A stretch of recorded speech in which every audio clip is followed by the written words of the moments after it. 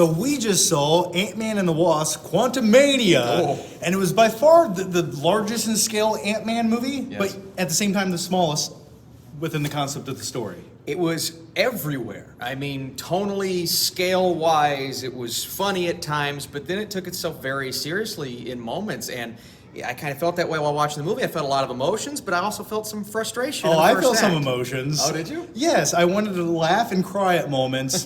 But I will say this, the biggest emotion I felt was deep down inside. I was like, this reminds me of another big epic film I've seen many, many of times in a galaxy far, far away.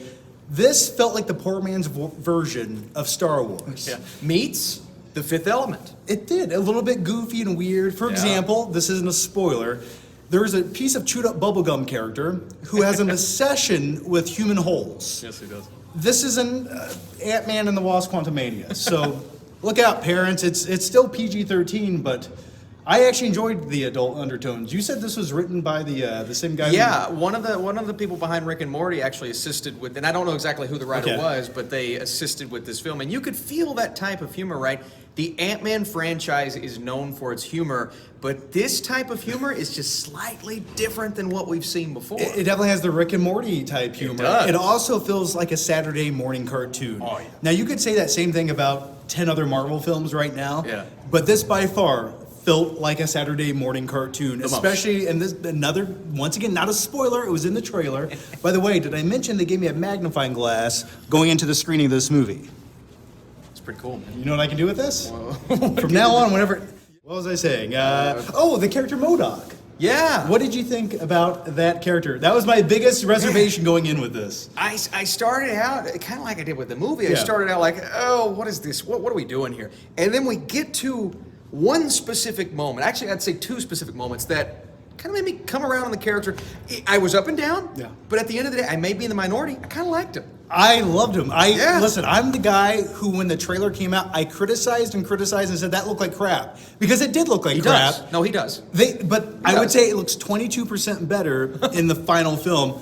But I grew to like the character, and it made sense who he was and why he was there. Yeah. And there was sort of like a nice, I don't want to say a story arc, but it had a purpose.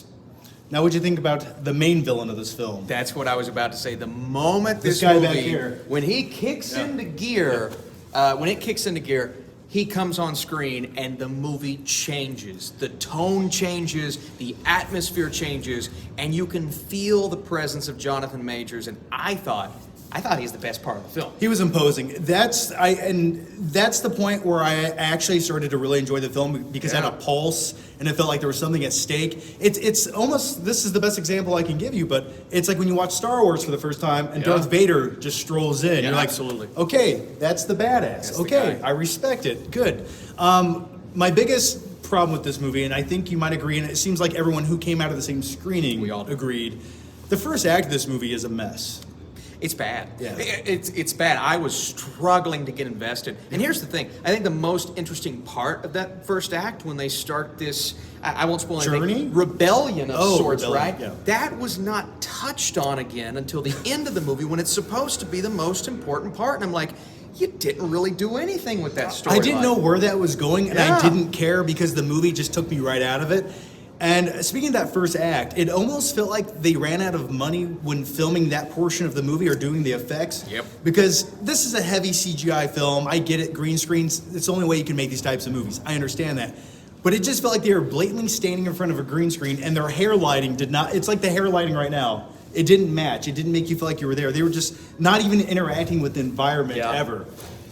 I've never felt so up and down about visual effects in my life. Well, and I think here's the problem. We just watch a movie like Avatar: The Way of Water, and then we come into Ant-Man, and you get certain shots, I'm like, oh, that looks really cool. It looks like this crazy world that they're living in at the end when they were exploring all of the buildings, and you get the action. That was great. But when it's two characters standing talking to each other, and this green screen looking background, and like you said, the lighting was absolutely dreadful. It was so up and down throughout the movie, and we're living in the quantum realm, and that should be the best part of the film is the visuals. That was my biggest letdown. Going into Quantum Realm, I was like, oh my God, we're gonna be blown away. It's gonna be like a galaxy far, far away, but very tiny. Yeah. And you're just bored for the first 35 minutes there. Yeah. But it's almost like the visual effects supervisor walked in the room and said, hey guy that we found mopping the hallway that's now doing the CGI animation for this movie. Yeah. You're fired, and they actually improved it, and it Do got better.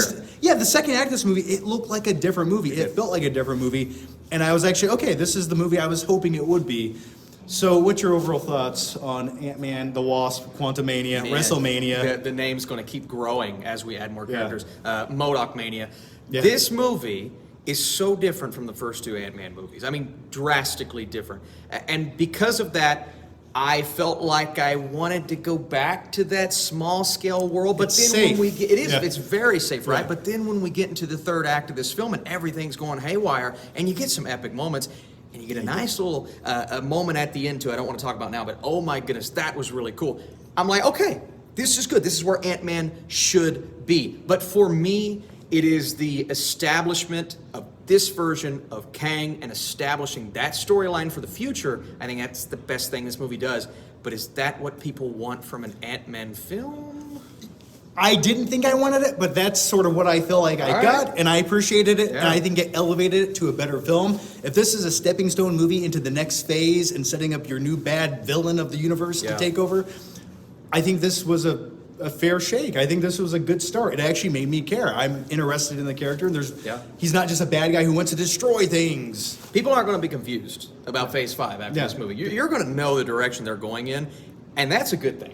Yeah. And I think that's a really good thing. He's a civilized threat to society. It's almost Yeah. like Thanos. It's controlled Yeah, chaos. yeah, he has a logic and an ideology that you can almost be like, oh, I Yeah. understand where you're coming from.